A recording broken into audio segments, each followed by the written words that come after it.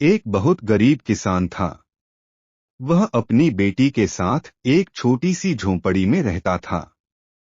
उसके पास खेती करने के लिए बहुत कम जमीन थी कि उसकी फसल को बेचकर उसे बिल्कुल थोड़े से रुपए मिलते थे। उन रुपयों से वे लोग ठीक से खाना भी नहीं खा पाते थे। वह राजा के पास अपनी समस्या लेकर आया। राजा दयालु थे। उन्होंने किसान को अपनी जमीन में से कुछ जमीन दे दी खेती करने के लिए। उन्होंने कहा, यह जमीन तो हमारी ही रहेगी, लेकिन उस पर उगने वाली फसल तुम्हारी होगी।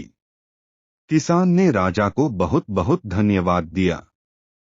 एक दिन वह खेत की जुताई कर रहा था। तभी उसका हल किसी कठोर चीज से टकराया। उसने वहां खोदकर देखा तो उसे सोने की एक ओखली मिली। किसान ईमानदार था। उसने अपनी बेटी से कहा, हमें यह ओखली राजा के खेत से मिली है। जिसकी जमीन है उसी की यह ओखली भी है।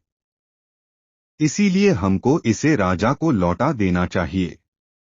किसान की बेटी बोली, नहीं पिताजी, आप ऐसा मत कीजिए। आपको सिर्फ ओखली मिली है। यदि राजा ने आपसे इसकी सोने की मूसल भी मांगी तो आप क्या करेंगे? आप इस ओखली को अपने ही पास रखिए। लेकिन किसान को यह बात ठीक नहीं लगी। वह बोला, जो चीज हमें मिली ही नहीं, वह मांगने का राजा को कोई अधिकार नहीं है। वह राजा के पास ओखली लेकर पहुंचा। लेकिन दरबार में ठीक वैसा ही हुआ जैसा कि किसान की बेटी ने सोचा था। राजा ने सोचा कि किसान ने लालचवश मूसल अपने पास रख ली है। किसान बेचारा सोने की मूसल कहां से लाकर देता। नतीजा यह हुआ कि किसान को जेल में डाल दिया गया। जेल में न उसे ढंग से खाना मिलता था न पानी। किसान को ऐसी गलती की सजा दी गई थी जो उसने की ही नहीं थी। वह खाए पिए बिना निढाल हो गया। लेटे लेटे वह रोता रहता था और कहता था, बेटी की बात मानी होती। काश मैंने अपनी बेटी की बात मानी होती। एक दिन राजा ने उसे ऐसा कहते हुए सुन लिया। उन्होंने किसान से पूछा कि वह ऐसा क्यों कह रहा है।